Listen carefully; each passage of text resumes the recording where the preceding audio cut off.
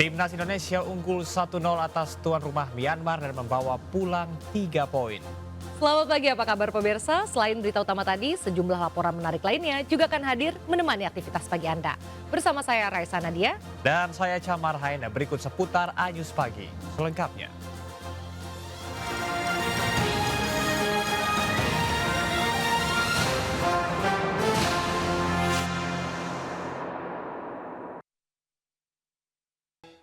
Pemirsa, aksi Agus Buntung sempat direkam korban pelecehan seksual di Mataram, Nusa Tenggara Barat.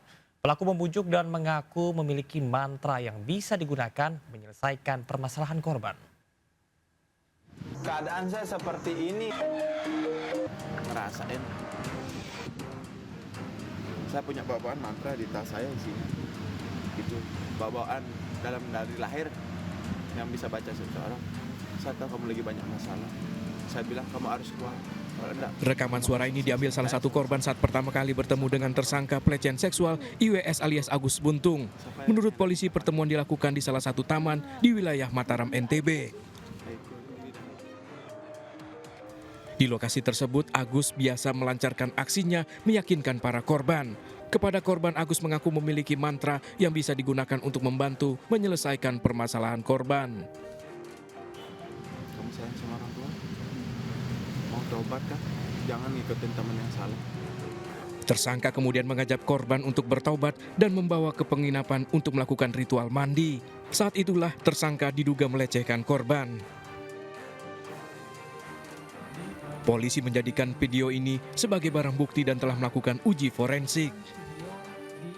Jadi perlu saya luruskan bahwa itu adalah video awal mula bagaimana caranya pelaku mendekati korban. Itu direkam video oleh korban. Jadi ada kalimat, kata-kata awal mula seperti apa, mengangkat segala macam. Nah itu akan kita dalami. Hingga saat ini 7 orang korban pelecehan seksual yang dilakukan tersangka Agus Buntung telah membuat laporan ke Mapolda NTB.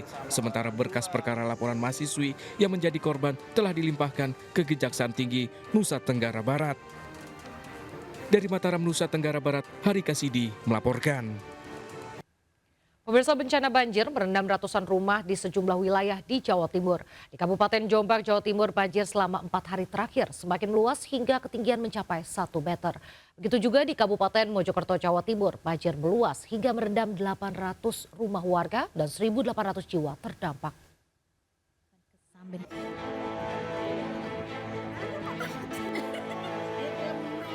Sejumlah mama ini nekat menerobos arus banjir. 2 pemuda ini bahkan mengevakuasi barang berharga mereka menggunakan backup.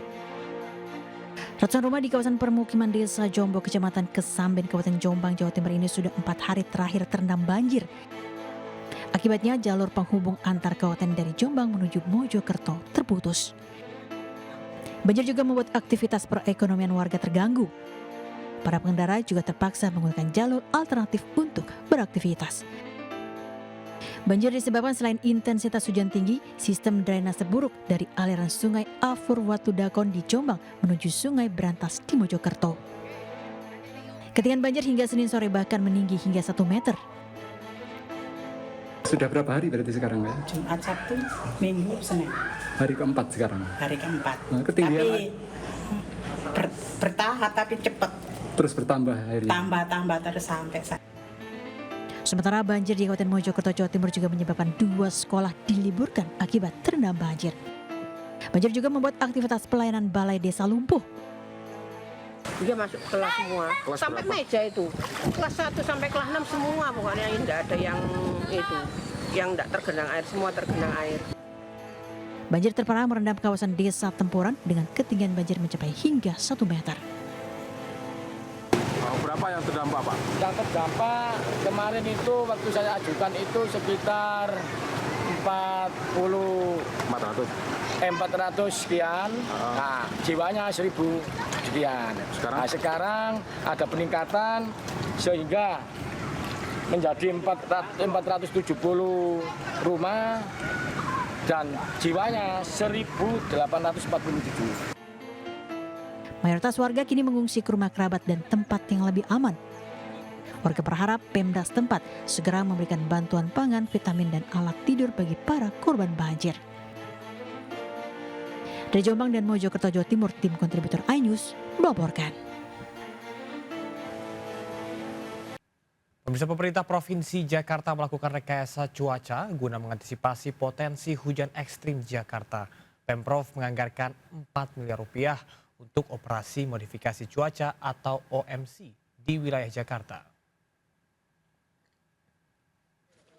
Modifikasi cuaca dilakukan dengan menyemai awan menggunakan 3.200 kg bahan semai, basis, garam atau NaCl. Selain untuk mempercepat proses pengendapan, penyemaian dilakukan untuk mengurangi intensitas hujan sebelum masuk ke kawasan urban. Hasilnya menunjukkan penurunan intensitas hujan di beberapa wilayah yang berpotensi mengalami curah hujan, termasuk di wilayah Jakarta selama 3 hari terakhir. Sementara BMKG memprediksi potensi hujan intensitas ringan dan lebat akan terjadi di wilayah Jakarta, Bogor, Depok, Tangerang, Bekasi selama sepekan ke depan. PJ Gubernur Jakarta Teguh Setiabudi juga menegaskan akan melakukan rekayasa cuaca lanjutan demi mengantisipasi cuaca ekstrim, terutama di musim menjelang Natal dan Tahun Baru. Anggaran yang tersedia di BPPD saat ini kurang lebih sekitar 4 miliar. Dan ini nanti pastinya kita akan optimalkan sesuai dengan kebutuhan. Sedangkan untuk BTT nanti kita akan sesuaikan dengan kebutuhan berapa kali, berapa hari terkait masalah rekayasa cuaca. Sehingga kita bisa mengantisipasi terkait cuaca ekstrim yang memungkinkan terjadinya banjir seperti yang disampaikan oleh BMKG tahun 2020 mungkin mudah-mudahan tidak terjadi. Tapi bukan hanya rekayasa cuaca yang kita antisipasi, kita juga tetap akan melakukan cek kemudian kesiapsiagaan terkait infrastruktur, SDM-nya maupun sarpras yang lain. Informasi olahraga, pemirsa, skuad Garuda memetik kemenangan 1-0 dalam laga pertama Grup B ajang Piala AFF 2024 saat bertandang ke markas Myanmar. Gol dicetak lewat tendangan Asnawi Mangkualam yang mengenai badan kiper Myanmar, Zin Aung.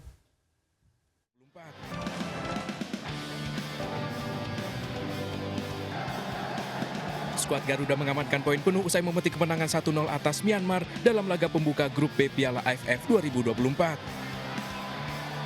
Sejak awal laga kedua kesebelasan bermain sama kuat, namun hingga turun minum tak ada satu gol pun yang tercipta.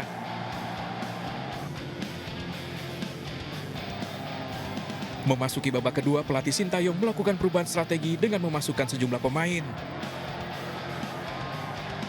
Hasilnya tercipta di menit 77 berawal dari lemparan jauh Pratama Arhan. Asnawi menyepak bola yang sempat ditepis kiper, namun mengenai badannya sendiri dan masuk ke gawang.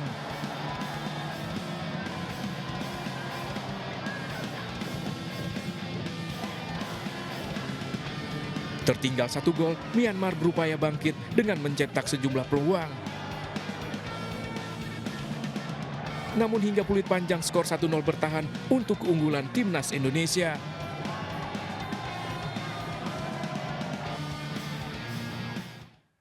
Asnawi berterima kasih dan bersyukur bisa mencetak gol yang bisa membawa kemenangan untuk timnas Indonesia.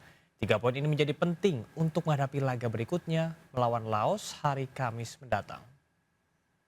First of all, I want to say thank you to fans and because he can come to stadium for support us, and then I will say thank you to all players for work out today and coaching staff. I'm so happy tonight today because we can get 3 points in away game, and we know this game is very difficult because the first game in tournament always difficult in tournament if for first game, but we can do it today.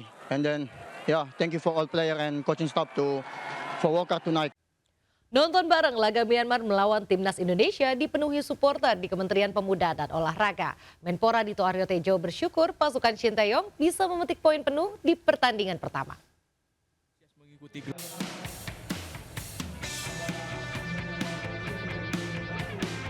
Puluhan supporter timnas Indonesia antusias mengikuti gelaran nobar pertandingan Myanmar melawan Indonesia dalam gelaran ajang Piala AFF di Kementerian Pemuda dan Olahraga. Para pecinta bola ini memenuhi gedung Kemenpora memeriahkan gelaran nobar menggunakan sejumlah atribut khas timnas Indonesia. Ini adalah kesempatan yang sangat baik dan saya sangat mengapresiasi apa yang strategi yang digunakan oleh timnas PSSI khususnya di bawah coach. Saya yakin apa yang sudah distrategikan dan persiapkan oleh PSSI itu merupakan sebuah rencana yang sudah terbaik. Kami sangat optimis. Antusias supporter Timnas Indonesia juga tersaji saat menggelar nobar di kawasan wisata Lido. Para supporter mengikuti beragam acara untuk bisa mendukung Timnas Indonesia. Dari Jakarta, Tim Liputan iNews melaporkan.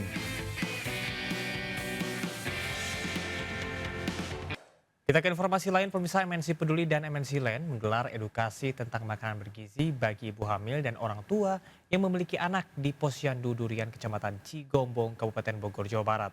Hal ini sebagai bentuk kepedulian terhadap tumbuh kembang anak untuk generasi cerdas anak bangsa.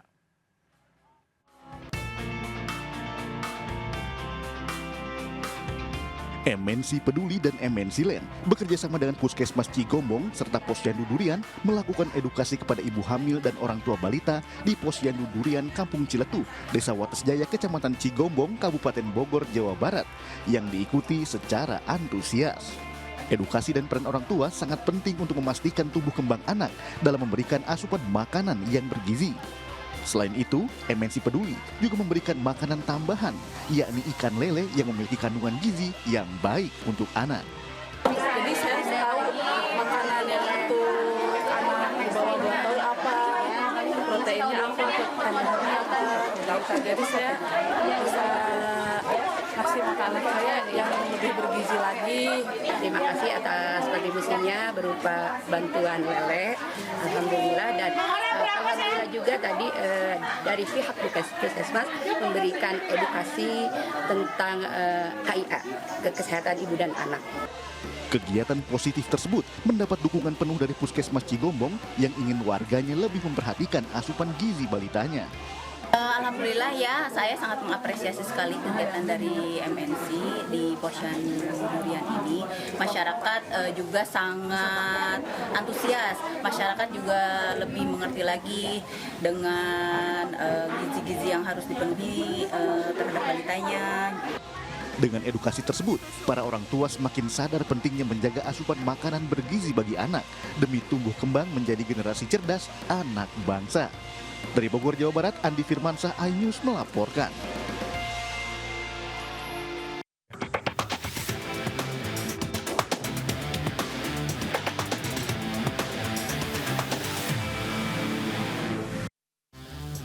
Pemirsa, jangan pernah membiarkan anak Anda bermain seorang diri, karena tak menutup kemungkinan anak bisa melakukan perbuatan berbahaya.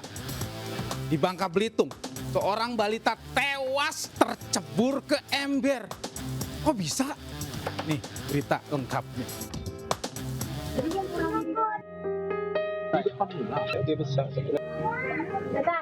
Warga berdatangan ke rumah Jupri dan Mariam di Desa Rebo, Kecamatan Sungai Liat, Bangka untuk menyampaikan bela sungkawa. Putri pasangan ini, Kartika, balita 1,5 tahun, tewas mengenaskan. Awalnya korban bermain seorang diri di luar rumah tanpa pengawasan. Ibu korban menjemur pakaian di samping rumah sementara ayah korban sibuk mempersiapkan peralatan untuk berdagang. Panik tak menemukan putri bungsunya, ibu korban mencari di sekitar rumah. Korban tercebur ke ember dengan posisi kepala di bawah. Korban sempat dibawa ke puskesmas, namun nyawanya tak selamat. Nyemplung di ember tuh. Emang budak tuh sukanya main di ember. Dulunya di Jawanya iya main air. Sukanya kepala dulu dia kalau kayak bebek mandi tuh Pak. Kayak bebek mandi tuh. Mamanya Gela bilang dari Jawa tuh sukanya kayak gitu katanya, awas kan mamanya tuh lamada. Orang tua korban merantau dari Pulau Jawa baru tinggal menetap di Desa Rebo selama 1 bulan. Dari Bangka Belitung, Muhammad Maulana melaporkan. Mahasiswa harusnya jadi kaum terdidik. Kalau ada masalah, ngobrol. Ketemu, diomongin masalahnya. Jangan kayak di sebuah universitas di Medan ini. Mereka yang ribut, pakai ngerusak tempat usaha orang. Gak mengganggu lalu lintas lagi ini. Aduh, kalau mahasiswanya kayak gini, gimana Indonesia mau maju?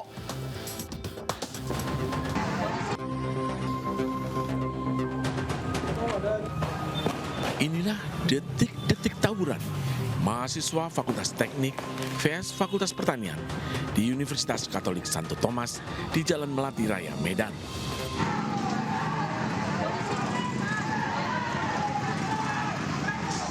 Mereka saling serang, gunakan batu, petasan, bom molotov, hingga senjata tajam. Akibat tawuran, usaha masyarakat rusak, termasuk motor mahasiswa.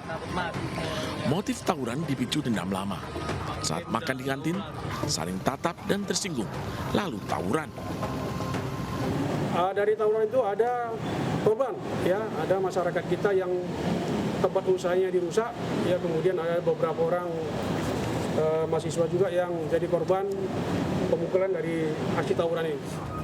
13 orang mahasiswa ditetapkan sebagai tersangka, dijerat pasal 187, subsidiar pasal 170, terancam 12 tahun penjara.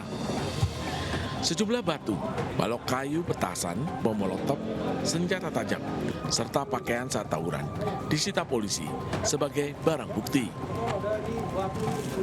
Dari Medan, Sumatera Utara, Ahmad Ridwan Nasution melaporkan. Kasus yang satu ini bikin inget lagu Tua-Tua Keladi. Jadi nih, ada duda berusia 77 tahun di Kediri jatuh cinta sama janda yang usia 55 tahun. Sering ketemu mereka, sering juga tuh janda dikasih duit. Tapi pas diajak nikah malah ditolak. Kalap cintanya ditolak, si janda dibunuh. Ya Allah, kek. Jadi nunggu ajal di penjara deh.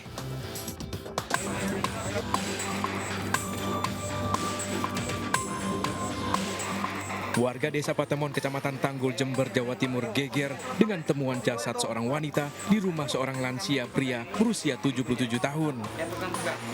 Warga awalnya curiga karena mencium bau tak sedap dari rumah suri, sementara pemiliknya tak ada di rumah. Korban kemudian diketahui bernama Muslimah 55 tahun, warga Desa Manggisan.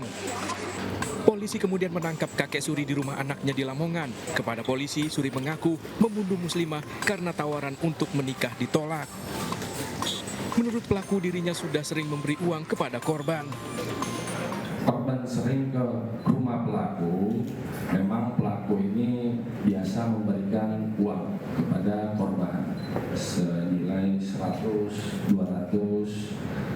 Lalu kegiatan ini berlanjut, seminggu 2 kali korban datang ke rumahnya. Akhirnya pelaku pun menawarkan untuk dinikahi. Namun korban pada saat itu beberapa kali ditawarkan untuk menikah, korban menolak. Selain mengamankan pelaku, polisi juga menyita barang bukti senjata tajam yang digunakan pelaku untuk menganiaya korban. Dari Jember, Jawa Timur, Bambang Sugiarto melaporkan. Tuh kan, niatnya sih baik, ngajak nikah. Saking emosinya ditolak, sampai ngebunuh. Aduh, kek, harusnya jaga hati, ingin membangun rumah tangga.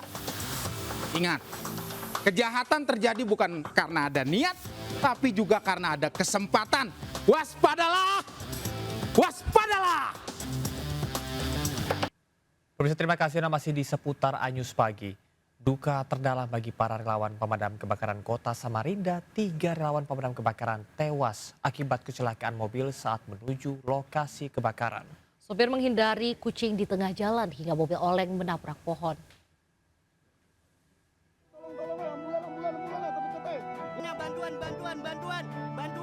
Kepanikan terjadi akibat kecelakaan di Jalan Abdul Wahab Syahrani, Kecamatan Samarinda Ulu, Kota Samarinda. Sejumlah korban tergeletak di jalan, warga berdatangan menolong. Kecelakaan menimpa mobil relawan pemadam kebakaran yang tengah dalam perjalanan ke lokasi kebakaran. Akibat kecelakaan, 3 orang relawan meninggal dunia. Sementara 3 korban luka dilarikan ke Rumah Sakit Abdul Wahab Syahrani Samarinda. mobil hilang kendali akibat sopir menghindari kucing yang tiba-tiba melintas di jalan. Kebakaran di Jalan AWS, menurut informasi dari driver itu menghindari kucing. Kemudian mencoba untuk agar tidak terdampak sehingga posisi mobil oleng dan ini sempat menabrak sekitar 3 pohon yang ada di bahu kiri jalan. Setelah itu juga teman-teman yang posisi berada di belakang ada 4 orang ini rata-rata terlempar dari bak mobil. Mobil relawan pemadam kebakaran kecelakaan saat menuju lokasi kebakaran di Jalan Kurnia Makmur, Kecamatan Loakanan Ilir, Kota Samarinda. 5 bangunan terdiri dari 3 rumah dan 2 tempat usaha ruko terbakar. Api dengan cepat membesar dan merembet lantaran beberapa bangunan terbuat dari kayu. Api bermula dari bagian dapur rumah penjual figura. Kebakaran diduga terjadi akibat ledakan gas LPG saat memasak. Warga sekitar sempat mendengar suara ledakan. Dari Samarinda, Kalimantan Timur, Ardi Wirya melaporkan. Pemirsa, pesta pernikahan berubah menjadi duka di Kabupaten Tanggamus, Lampung. Pengantin wanita tutup usia hanya beberapa saat usai ijab kabul. Keluarga memutuskan segera memakamannya di tengah pesta pernikahan.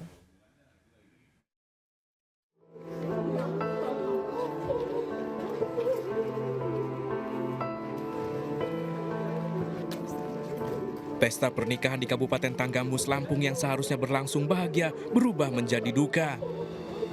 Sang pengantin wanita Rika tutup usia usai pelaksanaan ijab kabul. Insiden berawal saat Rika dan pasangannya selesai menjalankan ijab kabul dan prosesi sungkeman. Tak lama berselang, Rika pingsan di atas pelaminan, sempat mengejutkan keluarga dan tamu undangan. Rika langsung dievakuasi ke rumah sakit dan mendapat perawatan, namun akibat kondisinya yang lemah, nyawanya tak tertolong. Diduga Rika mengalami penyakit bawaan dan dipastikan tidak terkait dengan pemberian vaksin tetanus toksit sebelum akad nikah. Almarhumah itu diantar ke puskesmas, ke UGD, setelah selesai akad nikah, setelah selesai acara sungkem. Usai perawatan, pihak keluarga memutuskan untuk segera memakamkan Rika di tengah pesta pernikahan. Dari Kabupaten Tanggamus, Lampung, Indra Siregar, iNews melaporkan. Pemirsa, ibu rumah tangga korban penculikan pria bersenjata api di Bandung akhirnya ditemukan. Korban ditemukan tukang ojek dalam kondisi menangis ketakutan tak jauh dari rumahnya.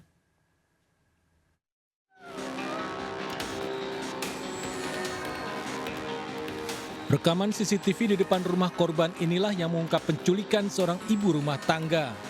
Korban berinisial S turun dari mobil hendak masuk ke dalam rumah di Jalan Sukanagara Asri, Kota Bandung. Tak berselang lama, 2 pria mengendarai minibus bergerak mundur mendekati mobil korban. Seorang pria turun diduga menodongkan senjata api dan menarik korban masuk ke dalam mobil pelaku. Korban sempat berteriak membuat keluarga berlarian keluar rumah. Namun mobil penculik sudah menjauh dari lokasi. Ya, Bu, ya? Arisan. Oh, dari arisan. Arisan ibu-ibu di sini. Jadi katanya tadi itu sebelum pulang ke rumah nganter dulu ibu ini, ibu tetangga-tetangga. Terakhir baru dia pulang. Datanglah mobil ngikut. 8 jam berselang, korban ditemukan tukang ojek di sekitar Taman Abdi Negara, Jalan Pasir Impun, berjarak 7 km dari rumah korban. Korban dalam kondisi menangis ketakutan langsung diantar pulang oleh tukang ojek. Di dalam mobil atau di luar? Di luar lagi. Gelap ya di PD tuh Pak ya? Cek, kata informasinya di Pasir Impun. Informasinya apa? Orangnya juga pakai tapi katanya. Tapi sudah beda mobil katanya. Korban dalam kondisi trauma, sementara identitas pelaku dan motifnya dalam pencarian polisi.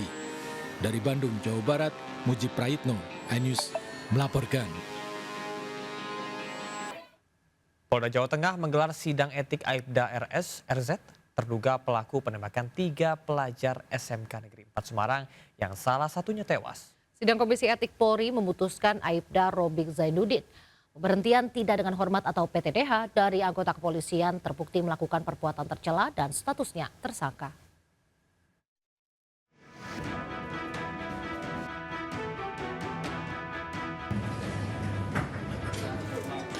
Pihak keluarga dan kuasa hukum almarhum kru dihadirkan dalam sidang Komisi Kode Etik Polri.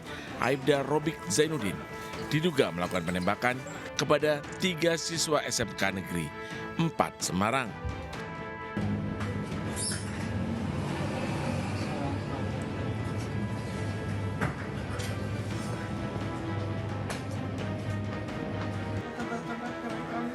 Sidang berlangsung 9 jam dari jam 1 siang. Majelis etik dipimpin AKBP Edi Sulistyo, Pamen Direktorat Reserse Narkoba Polda Jawa Tengah. Polda Jateng sudah melakukan gelar perkara untuk kasus pidana dengan status tersangka. Putusannya adalah AFDR selaku terduga pelanggar ini mendapat putusan PTDH, yaitu pemberhentian tidak dengan hormat. Demikian. Menurut ayah korban Andi Prabowo, mengaku puas atas keputusan hakim sidang. Tidak ada sama sekali. Tidak ada ngomong sama sekali. Pak Andi tanggapannya puas mas dengan pemberhentian tidak hormat yang dilakukan kepada tersangka. Dirinya berharap dalam sidang banding 3 hari ke depan tetap ditolak. Dari Semarang, Jawa Tengah, Kristadi melaporkan. Pasangan Hovifah Indar Parawangsa dan Emil Dardak menang telak dalam Pilkada Provinsi Jawa Timur. Paslon nomor urut 2 ini memperoleh 58,8% dari keseluruhan suara sah.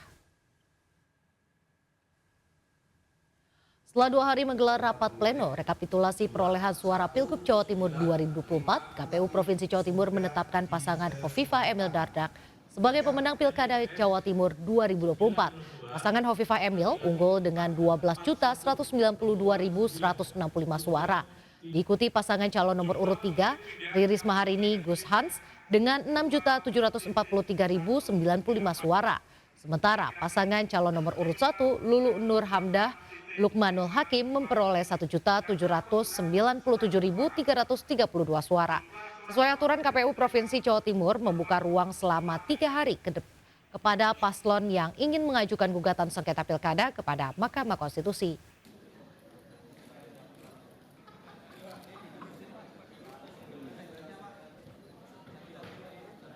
Sementara itu menantu Jokowi Bobi Nasution menjadi pemenang dalam Pilkada Sumatera Utara 2024. KPU Provinsi Sumatera Utara menetapkan pasangan calon nomor urut 1 Bobi Afif Nasution dan Surya memperoleh suara terbanyak dengan 3.645.611 suara. Sedangkan pasangan calon nomor urut 2 Edi Rahmayadi dan Hasan Basri hanya memperoleh 2.009.311 suara. Namun saksi pasangan calon gubernur nomor urut 2 menolak menandatangani berita acara dengan alasan proses pilkada di Sumatera Utara tidak mencerminkan pesta demokrasi yang jujur dan adil.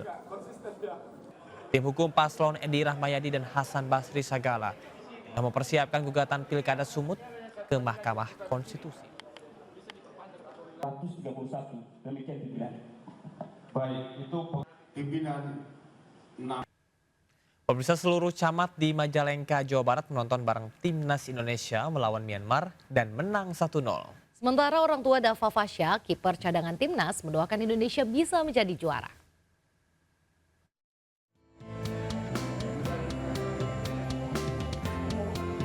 ...27 camat di lingkungan pemerintah Kabupaten Majalengka menonton bareng Timnas Indonesia melawan Myanmar dalam Piala AFF 2024 di halaman pendopo Majalengka. Timnas Indonesia menciptakan gol pada babak kedua Piala AFF 2024 dengan skor 1-0. Nonton bareng diikuti penjabat Bupati Majalengka, Dedi Supandi. Pemerintah Kabupaten Majalengka akan melakukan nonton bareng Timnas Indonesia sebagai bentuk dukungan kepada pemain Timnas asal Majalengka, Dava Fasya. Sementara di perumahan Sindang Kasih Majalengka, orang tua Dava terakhir bertelepon dengan putranya pada hari Minggu. Anak ketiga pasangan Denny Agus Hidayat dan Wiwin Yuliangsih memohon doa untuk Timnas Indonesia. Orang tua Dava berharap Timnas Indonesia akan mengalahkan semua lawan. ya tunjukkan kemampuan lah, insya Allah mudah-mudahan gitu nanti suatu saat juga bisa starting lah gitu. Sukses lah insya Allah ke depannya, karena Dava kan baru usia 20 ya, yang sekarang di AFF ini masuk timnas senior, mudah-mudahan nanti ke depannya begitu ya, jadi kiper utama lah gitu. Timnas Indonesia akan melakoni pertandingan berikutnya dalam ajang Piala AFF 2024 tanggal 12, 15, dan 21 Desember 2024 melawan Laos, Vietnam, dan Filipina. Dari Majalengka, Jawa Barat, Muhammad Zeni Johadi melaporkan. Medi Jewelry resmi diluncurkan oleh Co-CEO MNC Group, Angela Tanusudibyo, bersama dengan putrinya, Madeline, di Hotel Park Hyatt Jakarta. Dalam peresmian tersebut, berbagai koleksi perhiasan dari emas dan mutiara yang aman dan nyaman dari anak-anak hingga remaja dipamerkan.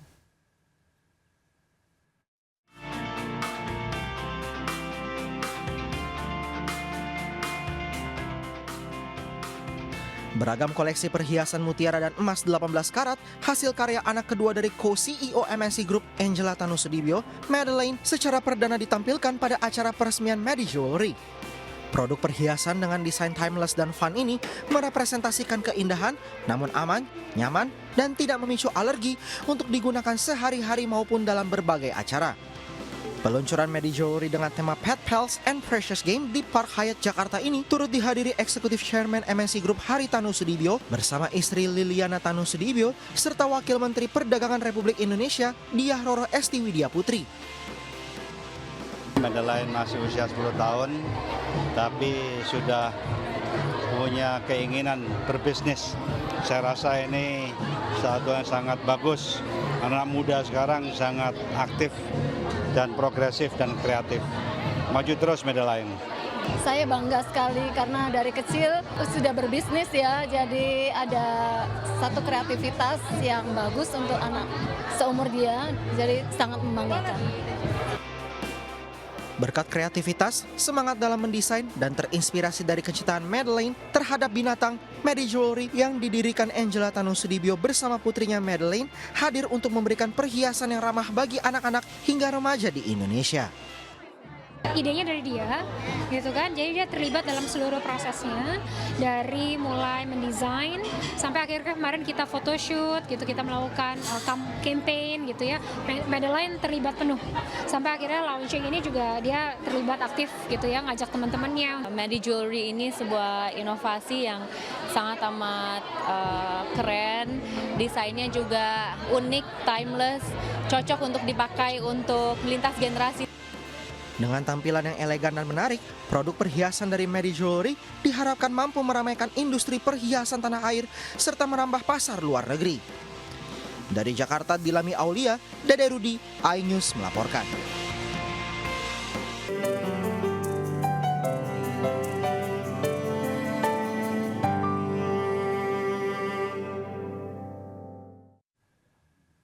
Pemirsa, ribuan warga memeriahkan pesta ratusan lampion di Kabupaten Tegal, Jawa Tengah. Menariknya, pesta lampion digelar di atas Waduk Cacaban yang menjadi salah satu destinasi wisata unggulan warga setempat. Seperti apa kemeriahannya? Berikut liputannya untuk Anda.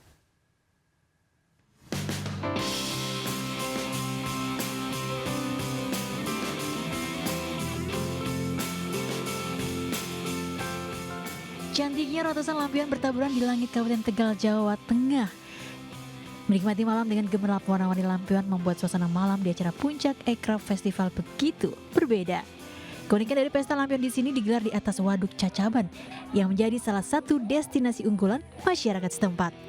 Selain bisa menikmati konser musik yang energik dan puisi sejarah Waduk Cacaban, menariknya, pengunjung juga bisa menambah pengalaman merasakan sensasi menyalakan dan menerbangkan langsung lampion-lampion cantik bersama orang terkasih. Sangat meriah karena pemerintah Kabupaten Tegal menurut saya sangat keras sekali ya untuk hiburan di masyarakat Kabupaten Tegal. Terlebih ini lokasinya di Waduk Cacaban yang notabene adalah wisata unggulan di Kabupaten Tegal.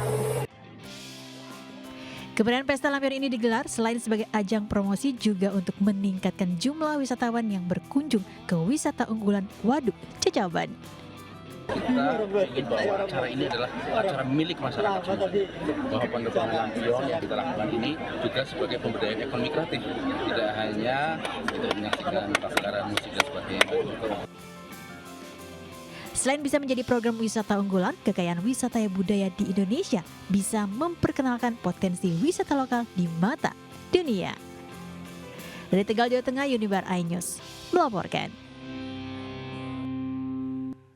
Pemirsa, bagi Anda yang berencana berlibur ke Kota Kembang Bandung di musim liburan Nataru mendatang, wajib coba yang satu ini ya. Betul, yaitu adalah kuliner menarik, nasi dan mie bakar klepot. Keunikan dari kuliner ini disajikan di atas wadah berbahan dasar tanah liat dan juga dimasak menggunakan arang dengan cita rasa bakar istimewa ala tempo dulu. Seperti apa? Berikut liputannya.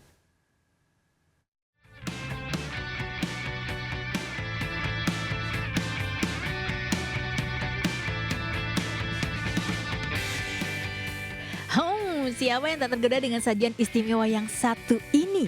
Nasi dan mie bakar klepot di Bandung, Jawa Barat. Keistimewaan dari kuliner klepot ini selain diolah dengan perpaduan bumbu spesial, juga diracik di atas wadah berbahan dasar tanah liat dan dimasak menggunakan arang. Proses pembakaran inilah yang membuat cita rasa klepot semakin istimewa dengan aroma smoky khas tempo dulu yang unik. Menariknya, Anda juga bisa memilih 2 varian rasa favorit, mulai dari nasi bakar hingga mie bakar klepot. Tanya itu, potongan daging sapi dan ayam dicampur saus mozzarella, chili oil, serta saus kumpau membuat sajian ini semakin sempurna. Penyajiannya nasi bakar ini dimasak menggunakan klepot. Kalau untuk rasanya, ini rasanya enak banget. Terus ada rasa smoky-nya, ada rasa gurihnya juga. Pokoknya beda deh dari yang lain. Lucu, unik, terus full gitu. Satu tempat ini penuh gitu tadi sampai ke atas. Klepot itu alat memasak zaman dulu, cuman kita paduin dengan ini tren zaman sekarang. Untuk bisa menikmati seporsi nasi bakar dan mie bakar klepot, Anda cukup merogoh kocek mulai dari Rp15.000. Murah kan? Nah, bagi Anda yang hendak berwisata kuliner ke Kota Kembang, hidangan yang satu ini bisa menjadi pilihan. Dari Bandung, Jawa Barat, Billy Maulana Finkran, iNews melaporkan. Gerakan Tani Syarikat Islam atau Gertasi yang merupakan sayap organisasi di bawah Syarikat Islam resmi melantik kepengurusan baru masa jabatan 2024-2029. Di era kepengurusan baru ini, Gertasi berkomitmen untuk mendukung program swasembada pangan Presiden Prabowo Subianto dengan fokus meningkatkan taraf ekonomi petani daerah.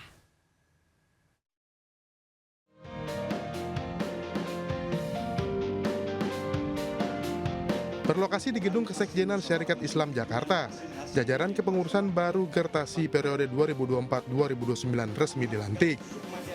Dalam pelantikan ini, Wahid Erawan resmi ditetapkan sebagai Ketua Umum, Firdaus Roy sebagai Sekretaris Jenderal, dan PLT Sekjen Partai Perindo, Andi Muhammad Yuslim Patawari, dikukuhkan sebagai Ketua Harian Gertasi.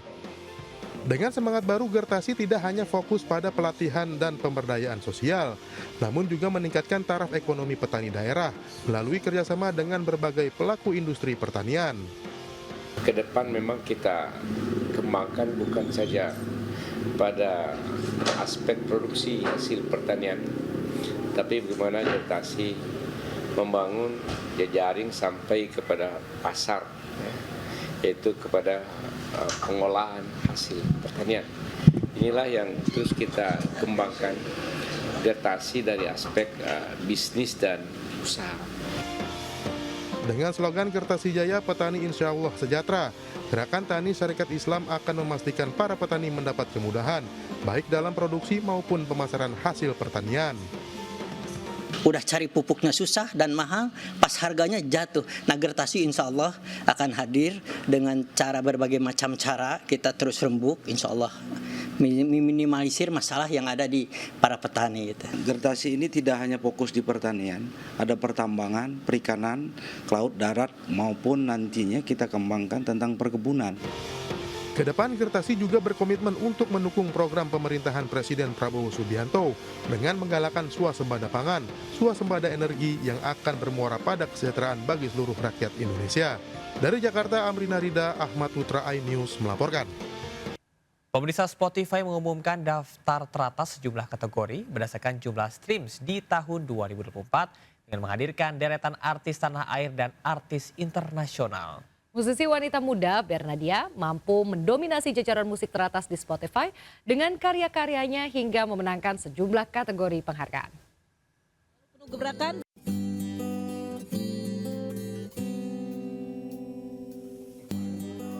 Jelang akhir tahun, platform audio streaming Spotify kembali dengan Spotify Rap Live Indonesia untuk merayakan artis, kreator, dan fans Indonesia. Selalu penuh gebrakan dan tren baru dengan mengumumkan daftar teratas artis dan podcaster berdasarkan data streaming penggemar di Indonesia 2024. Musisi Bernadia memborong piala penghargaan dengan sejumlah kategori dari top artis hingga top song. Senang banget, aku senang banget dan karena ini kan berarti berdasarkan sudah banyak yang mendengarkan aku senang banget sih ternyata musik aku benar-benar bisa diterima dengan baik sama banyak orang di Indonesia terutama ya. Bernadia mengungkapkan Spotify menjadi platform musik yang memiliki andil besar dalam kesuksesannya dalam bermusik hingga memenangkan banyak prestasi di industri musik Indonesia. Dari Jakarta, Jen Cahyani, Rama Romadona melaporkan. Pemirsa, kami akhiri jumpa kita pada pagi hari ini dan berita-berita yang kami sampaikan di program seputar iNews pagi hari ini juga dapat Anda saksikan di okezone.com. Dan silahkan untuk men-scan barcode yang tertera di layar kaca Anda. Dan pemirsa, saya Camar Hainda. Dan saya Resa Nadia, selamat beraktivitas, tetap semangat dan sampai jumpa.